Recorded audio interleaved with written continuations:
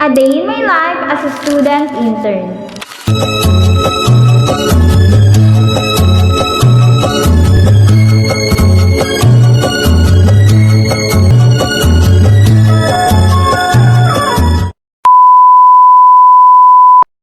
I arrived at Balasan Central Elementary School exactly 7:20 a.m.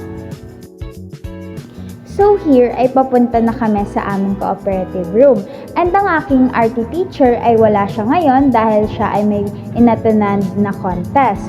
And kami muna ng aking mga kasama ang magpapacilitate sa mga learners. Dito naman ay kinukuha na ang height and weight ng mga learners namin. And syempre, kahit na may pagkamakulit ang mga learners, ay dapat i-handle pa rin natin sila with care. A few moments later. After that ay sinamahan na namin sila sa kanilang pagpapractice dito sa gym ng Zumba. And napaka-adorable ng mga bata sumayaw. Mga mas malalambot pa yung katawan sa amin. Charis!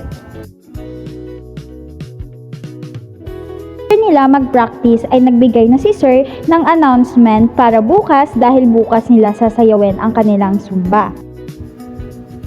So that's all for today's video. See you next week!